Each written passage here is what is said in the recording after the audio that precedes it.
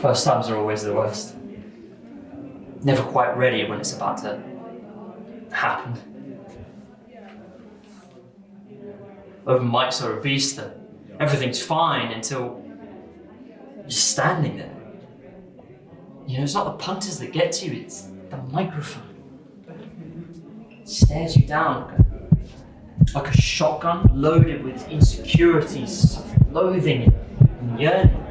It's the one thing between you and everybody else, standing in your way. Yet, you need it to reach them.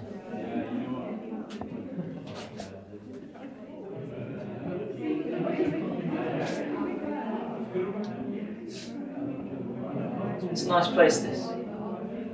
The 39 Club. I used to go to places like this all the time before. I used to admire those who could tame that mic with something to wring out of themselves. If you told me in 100 years that I'd be standing here today, I just wouldn't have believed it. Right, getting a bit ahead of myself. My name's Henry, and when I wasn't going to old jazz clubs like this one, I was an astronaut. See, back then, well, the world wasn't doing so well. It was just getting worse and worse. And so a few billionaires had a good idea to race to find us a new planet to call home. And well, me and my mate Karma, we were on that first flight. And we found it. Did what we went to do, and we came home. It only took us a year. Except it didn't.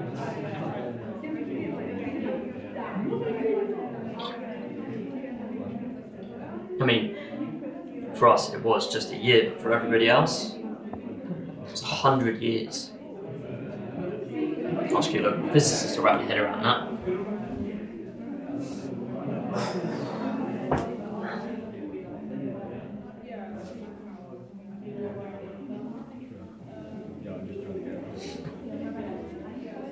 Used to go to church before.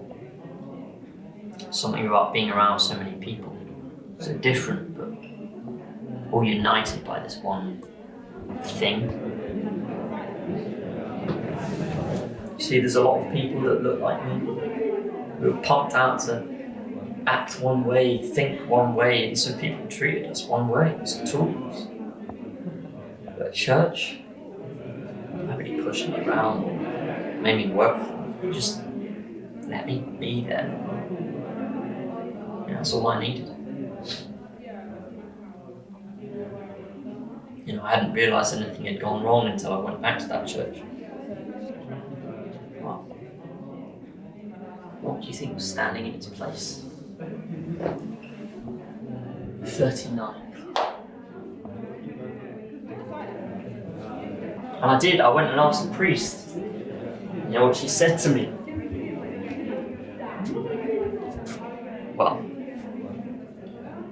it's the first time I've been called an abomination. Karma said that would happen. She said no one would understand, so what's the point in even trying to?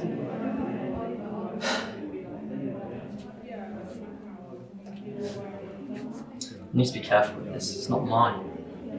It's Maisie's. Maisie is, well, I don't really know what you'd call her. She works for this charity the government set up to wash their hands for people like me. She took me and Karma in and, well, she helped me a lot.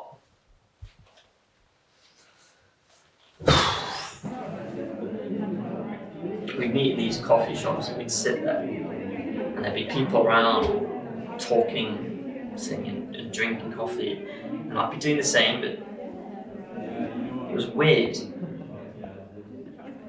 was nice. And one time, I tried to explain to her everything I'd seen up there, but it just didn't make any sense. So the next time we met, she brought this. She played this song. It was just so full of despair, but also hope. And then she offered to teach me.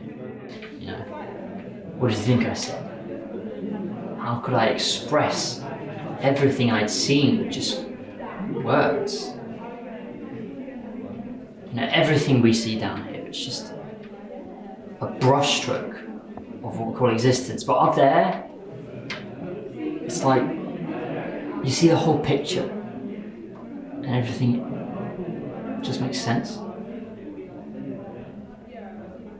It's a bit naff, right? And it's not really saying anything. This.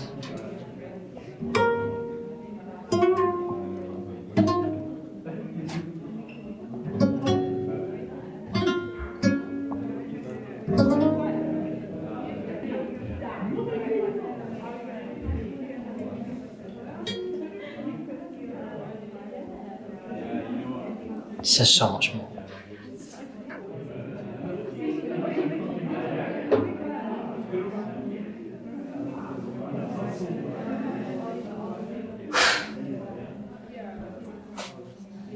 Too much?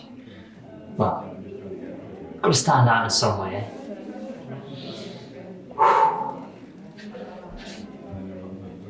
Maisie's going to be out there tonight.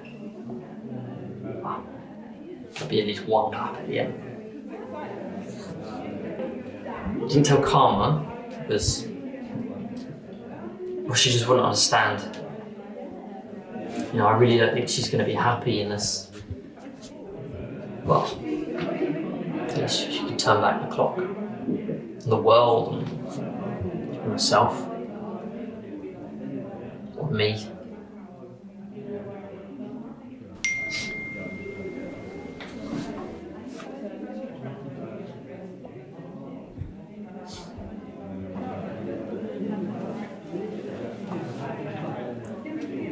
You know, when Maisie first brought me here and said I should perform, it felt a lot like fate. I mean, after all this time, and I'm still drawn to this spot. It's not really changed. Not really. There's all these people, different, all on the same team, all here to feel something other than this. Now,